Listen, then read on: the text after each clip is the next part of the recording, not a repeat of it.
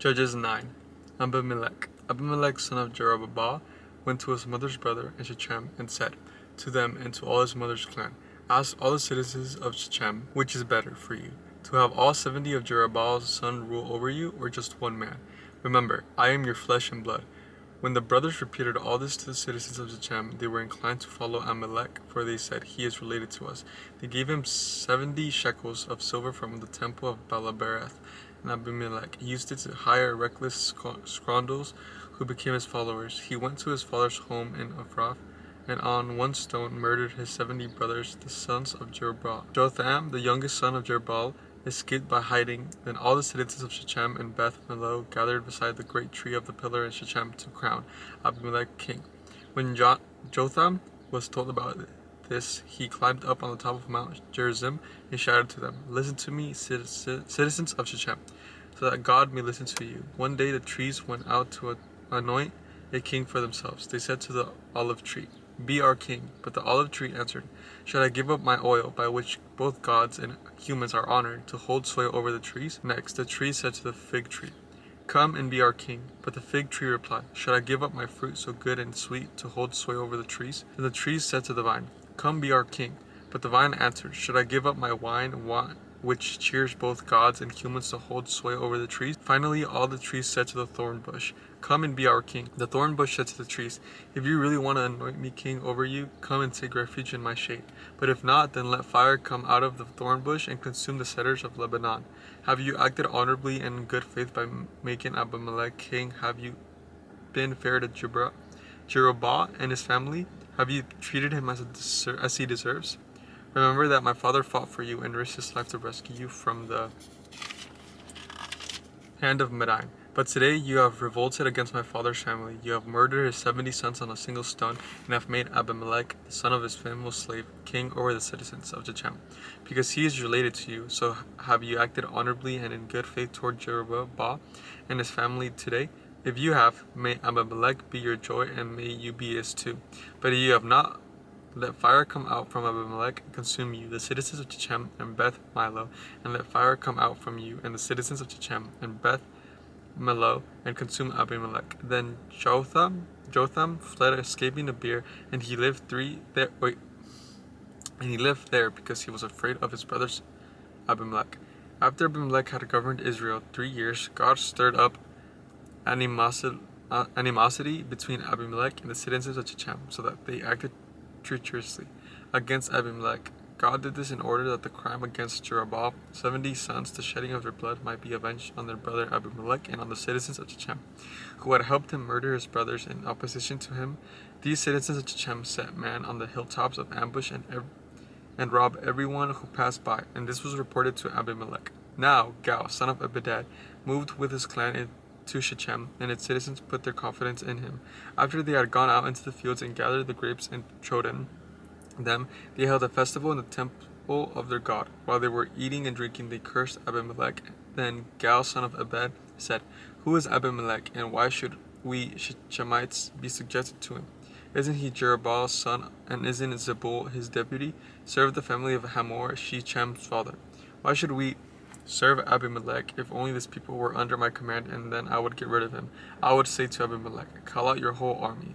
When Zebul, the governor of the city, heard that what Gal, son of Abed, said, he was very angry.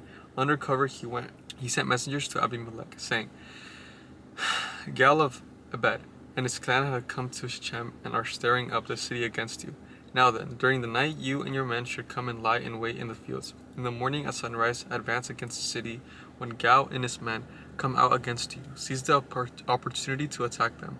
So Abimelech and all the troops set out by night and took up concealed positions near Shechem in 4 companies. Now Gal, son of Abed, had gone out and was standing at the entrance of the city gate just as Abimelech and his troops came out from their hiding place. When Gal saw them, he said to Zebulun, "Look, people are coming down from the tops of the trees." Zebulun replied, "You mistake the shadows of the mountains for men." But Gal spoke up again, "Look, people are coming down from the central hill, and a company is coming from the direction of the diviner's tree." Then Zebulun said to him, "Where is your big talk now? You said, 'Who said? Who is Abimelech, that we should be subject to him? Aren't these the men you ridiculed? Go out and fight them." So Gal let out the citizens of Shechem and fought Abimelech. Abimelech chased him all the way to the entrance of the gate and many were killed as they fled.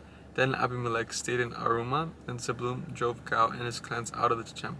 The next day the people of Shechem went out on the fields, and this was reported to Abimelech. So he took his men, divided them into 3 companies, and set an ambush in the fields. When he saw that the people coming out of the city, he rose to attack them. Abimelech and the companies with him rushed forward to a position at the entrance of the city gate.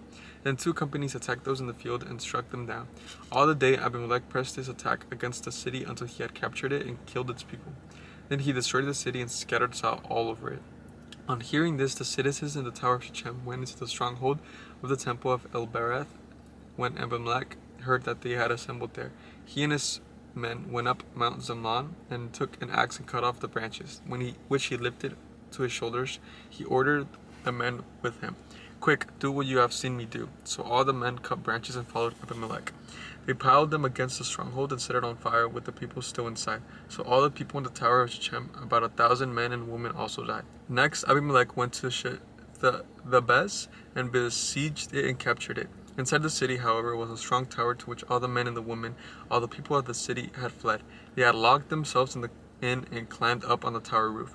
Abimelech went to the tower and attacked it, but as he approached the entrance to the tower to set it on fire, a woman dropped an upper millstone to his head and cracked his skull. Hurriedly, he called to his armor-bearer, "Draw your sword and kill me, so that they can't say a woman killed him." So his servant ran him through it, and he died. When the Israelites saw that Abimelech was dead, they went home. Thus, God repaid the wickedness that Abimelech had done to his father by murdering his 70 brothers. God also made the people of Shechem pay for all the wickedness. The curse of Jotham, son of Jerubbaal, came on them. Judges 10. Tola. After the time of Abimelech, a man of Issachar named Tola, son of Pul, the son of Dudu, rose to save Israel. He lived in Shamir, in the hill country of Ephraim. He led Israel 23 years. Then he died and was buried in Shamir. Jar. He was followed by Jar of Gilead, who had led Israel 22 years. He had 30 sons who rode 30 donkeys. They controlled 30 towns in Gilead, which to his days are called Havoth Jar. When Jar died, he was buried in Kaman. Japhath.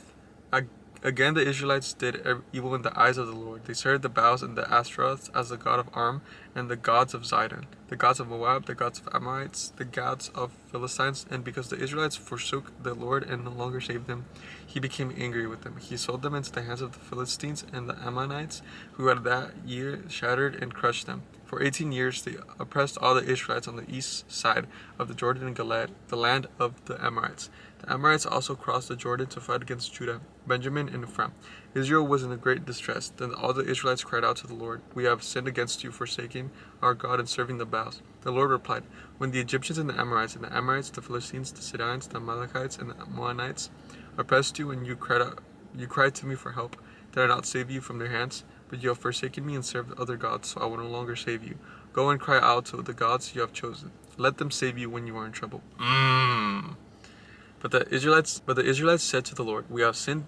Do with us whatever you think is best, but please rescue us now." When they got rid of the foreigner gods among them and served the Lord, and he could bear Israel's misery no longer, when the Ammonites were called to arms and camped in Gilead, the Israelites assembled and camped at Mizpah. The leaders of the people of Gilead said to each other, "Whoever will take the lead in attacking the Ammonites will be head over all who live in Gilead."